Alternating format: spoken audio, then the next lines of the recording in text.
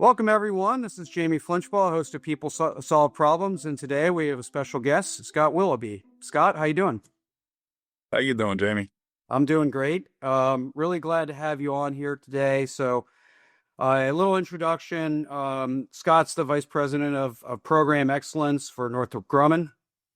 Served in a wide range of responsibilities of 35 years at Northrop Grumman, which is an amazing career, including Vice President and Program Manager for the James Webb Space Telescope, which is the world's largest, most powerful observatory, NASA's flagship science mission. It's led to all kinds of discoveries, and it continues to enlighten us on the universe. Special awards are worth noting: NASA's Distinguished Public Service Medal, which is amazing, member of the National Academy of Engineering, and none of that really beats a degree from Lehigh as an engineer. So have to throw that in. So as a guy with 3 engineering degrees myself, this is pretty exciting. Even though I spent very little time as a practicing engineer, I still get to play one on TV, I guess. So the James Webb Telescope's probably one of the most complex systems ever built. So how did you think about managing problems in one area that cascades into the other? So much of this is interdependent and overlapping types of problems in this massively complex integrated system. How did you think about breaking that down and overlaps and spreading problems?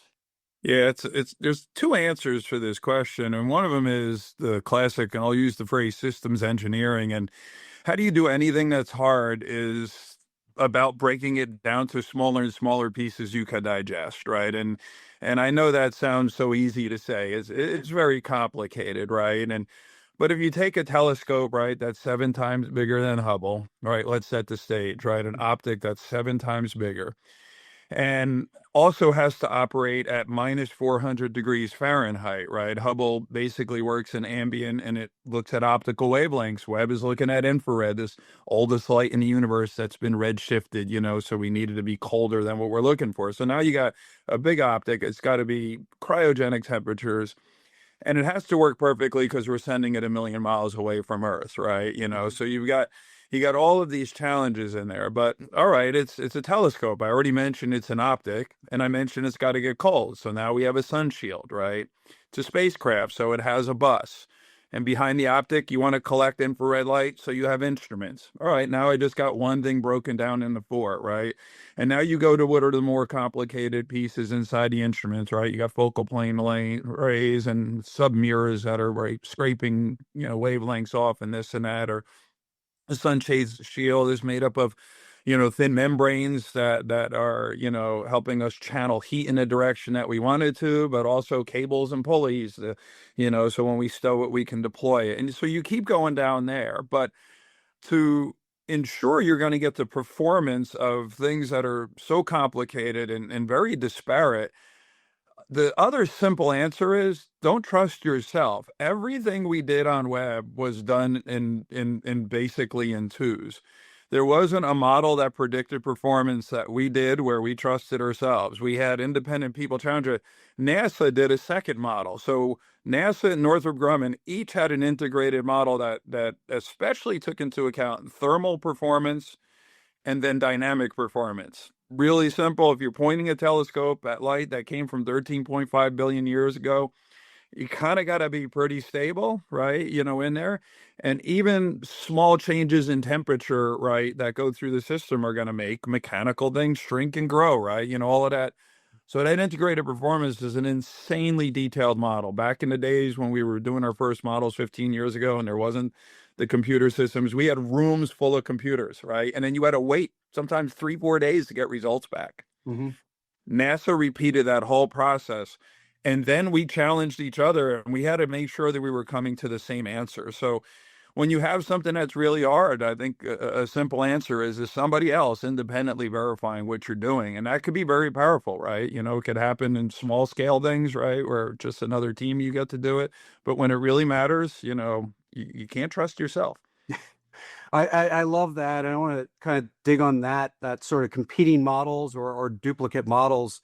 early as an engineer, I did a project where my data wasn't getting what my client was, and turns out mine was right, which gave me a little confidence. But there wasn't. We kind of started off on the assumption that their model was right, and so that something was wrong with what I was doing. So, what would happen when the models would disagree? How would you proceed from that point forward? So they often did throughout the iterative process and disagree. You actually even had to set boundaries. We're going to accept plus or minus whatever a percent or Right. something what it was. So, but you need to get in that, call it that same ballpark. So it meant about you had to be intimately familiar with not just what you're doing, but then how they modeled it. And sometimes it was they used a different density, right? They modeled something with more detail. Sometimes, that it was a level of detail. Other times you would literally find the aha moment that a parameter that they had put in that you didn't model. And then you would go back to your model and say, wow, that's, let me go represent that again, for my own independence. But a lot of times what happened, I'll kind of use the phrase configuration control was you're at different states. We were joking, not joking, we were talking beforehand about, what's the truth table, right? When you meet with something that's complex, where you're discussing something that's complex, it's amazing how much you think you and the other person are on the same page and you're not. Hmm. What parameters do they have? Do they have the latest test results, right, of Article X? And you would like to think you do, right? It's there, but did they rev their model to that, or did they have a reason not to? So truly, a lot of times that you find that you were off wasn't just the parameter wasn't modeled, correctly, or you were going through this iterative process. It was what is your source of truth? And that should be the same for both parties, right? We have test data and we go through a vetting process and make sure everybody uses that test data, right? In the same way. And it takes a little while to kind of get over that hump because people want to move fast.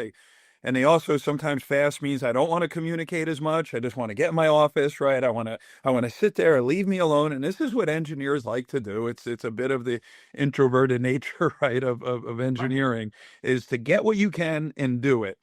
And you have to find a way to as me as a leader, a little bit more dynamic. I'm a bit more of the extroverted engineer. There is to get people in the room or on the phone call, and to start describing, the process out loud. Not have the assumptions be in their heads. Not just have it be in a folder right on a computer.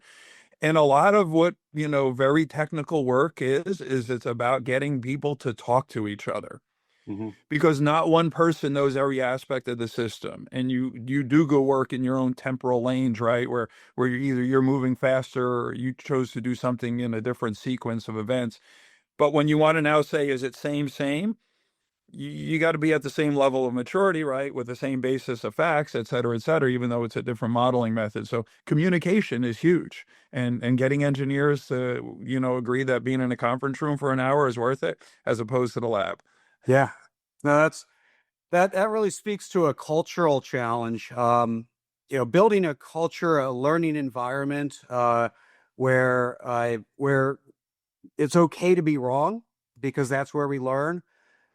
So when you have an environment where you're filled with world-class engineers and scientists and PhDs, how do you where they're used to being right so often and used to being the smartest person in the room? How do you cultivate that learning culture where it's okay to be wrong because that's where we learn? It's a lead by example, and I was good at that. And I felt almost my role was to be, self-effacing in the room.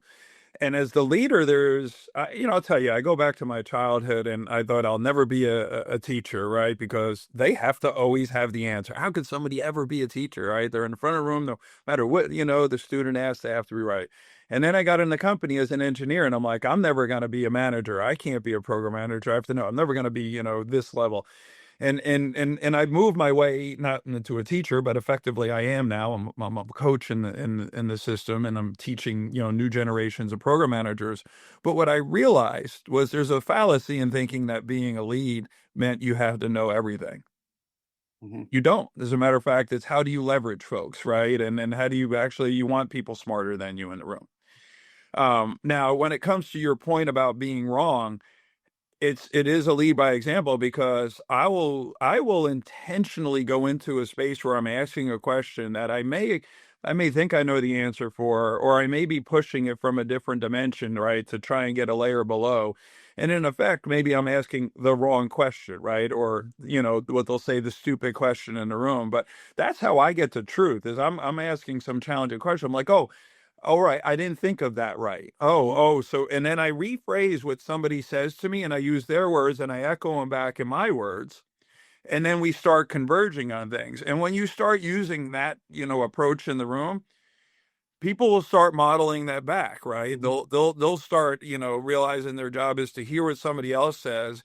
It's okay that it wasn't what they said it was, but then echo it back in their own words and get comfortable with what right is. And you're never pointing out that they were wrong. You're just kind of converging on what's right, because nobody wants to feel like they got accused of being wrong, that it's a finger point, right? And it's a mistake. It's more, if you create a dialogue, there's almost like a safe zone in the middle of the dialogue where you have to be right at the end, but not in the middle. Mhm. So how do you make the middle comfortable? And I found it's about asking some questions, showing my own, call it vulnerability, and then echo things back in people's words when I hear it, spoken in a better way, or right, with a different fact, and then just trying to model that behavior. Yeah.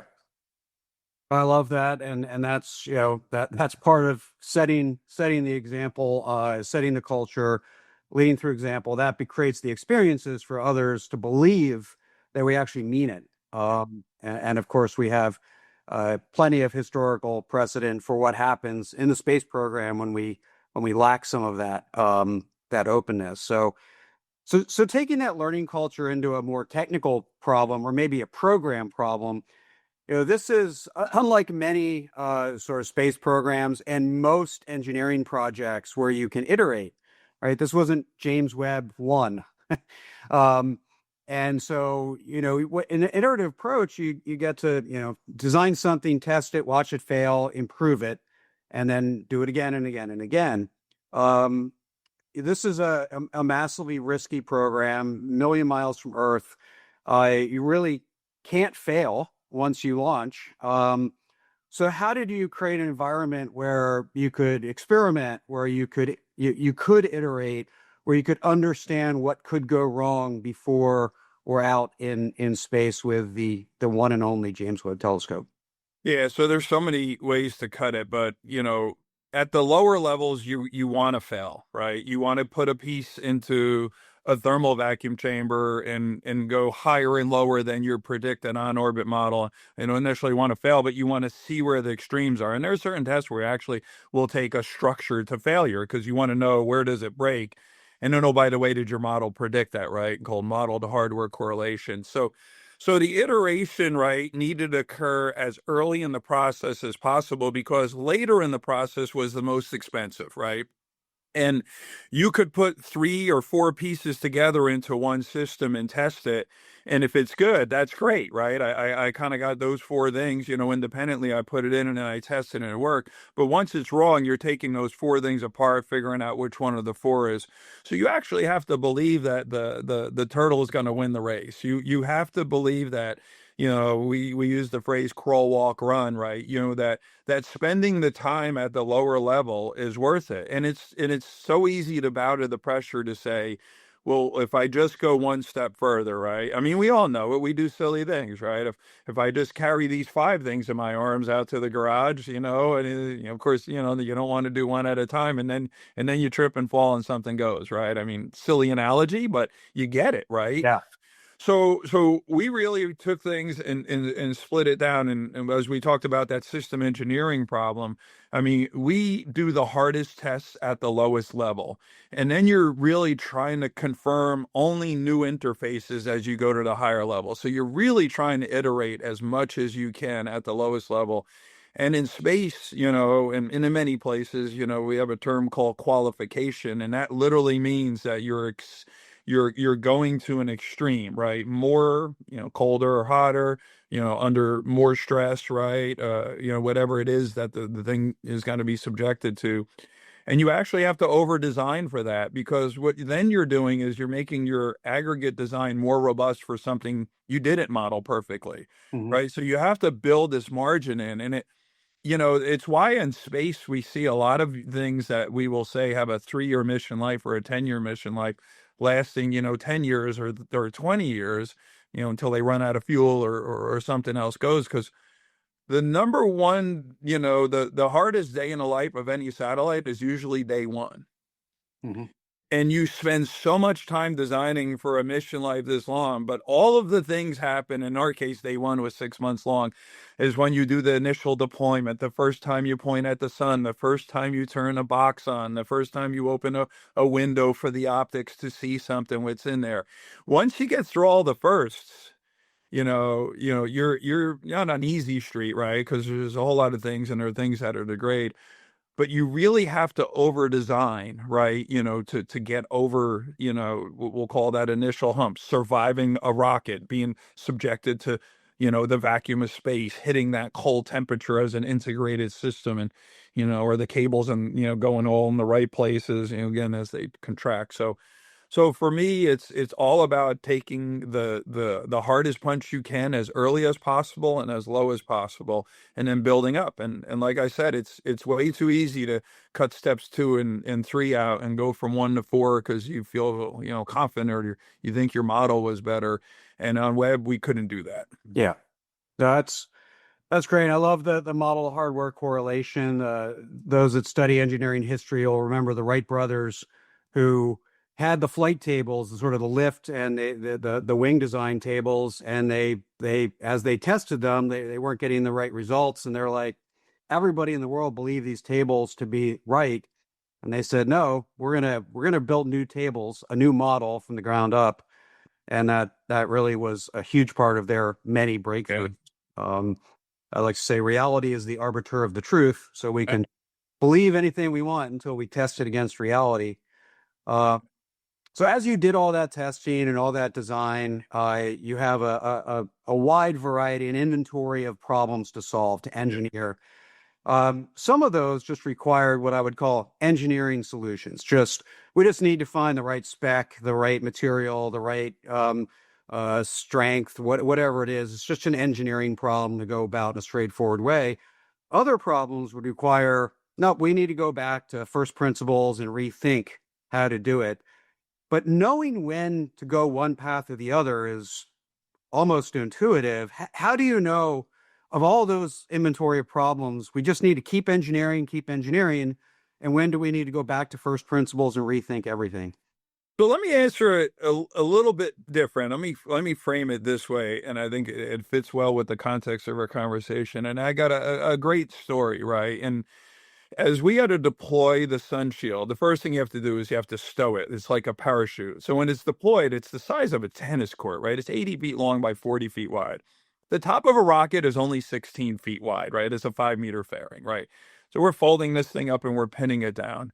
We pin it down with 107 non-explosive actuators. So you're putting holes in these thin layers that are 1,000th of an inch thick. And we have 5 layers of Kapton that eventually will get pulled and separated anyway, create this thermal design that takes plus 200 degrees Fahrenheit on one side and creates minus 400 degrees Fahrenheit on the other side. It's 600 degrees Fahrenheit difference.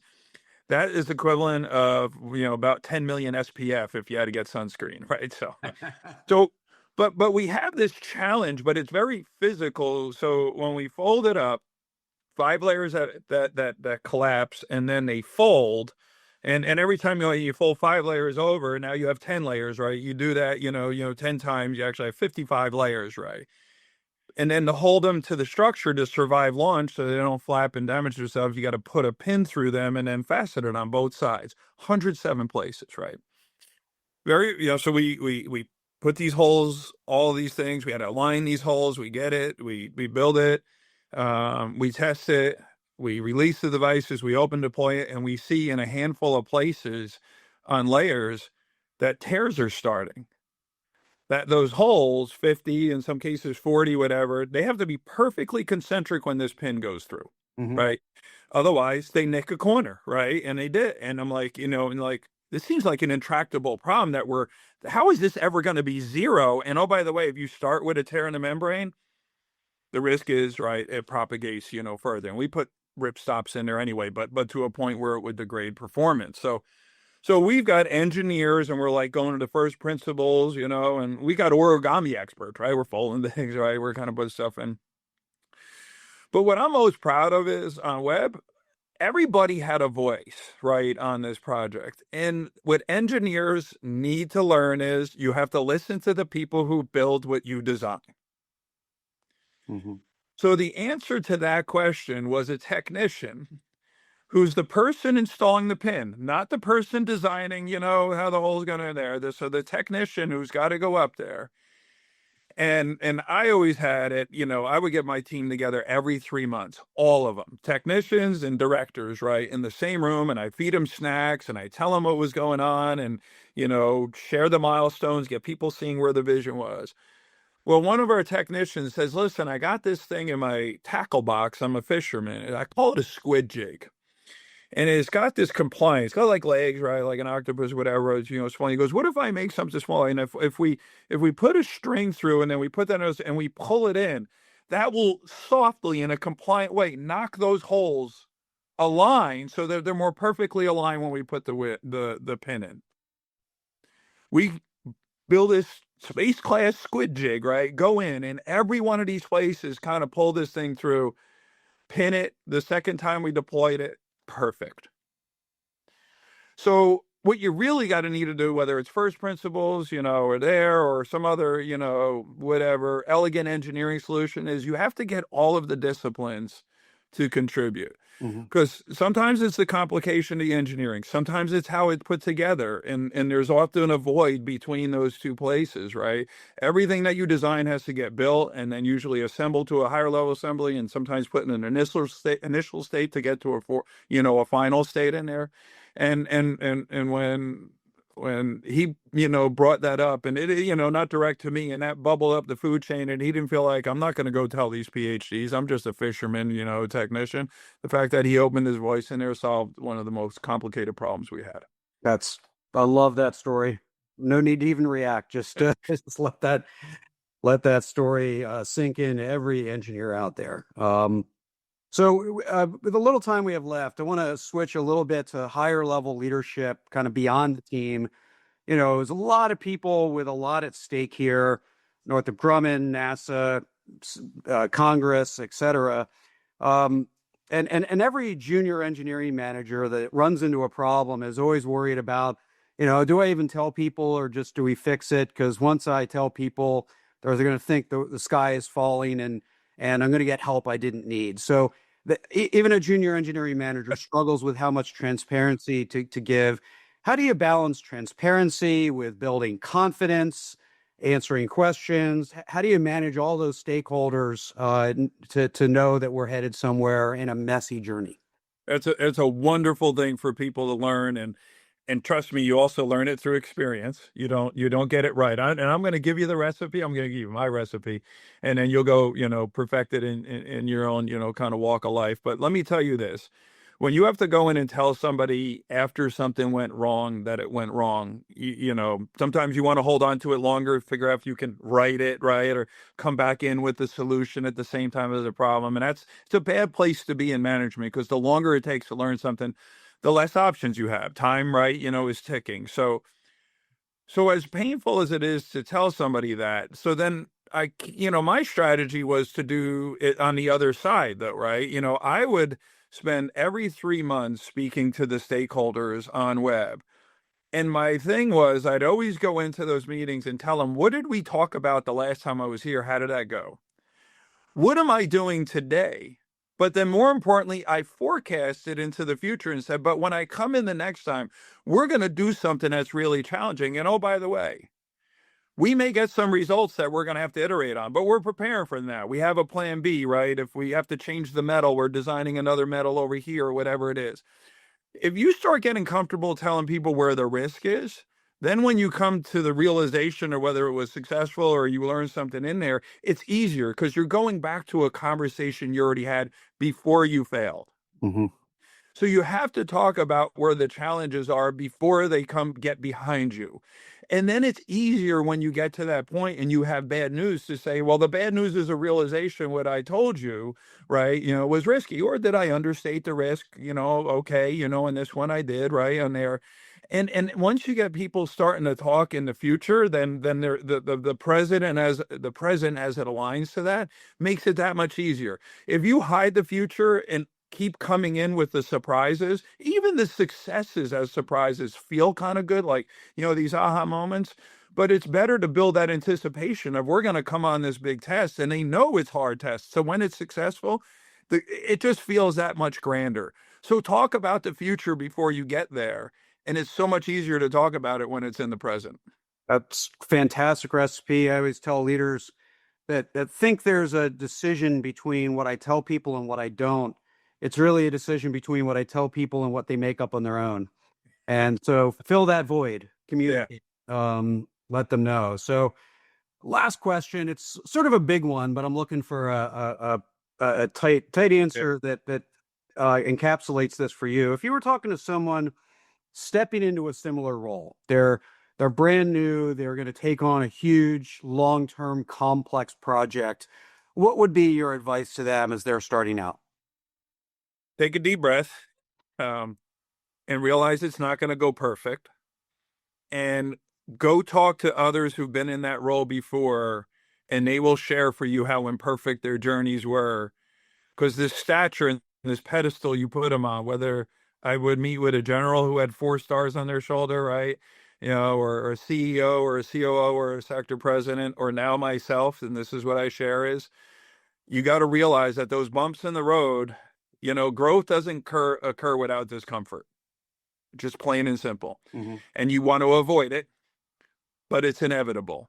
So get comfortable with it. And the best way is to talk to somebody that's been there already, and then realize, that it's going to be your own journey, but you got to expect that something's going to happen that you're going to have to react to. And then that's when you're going to get measured.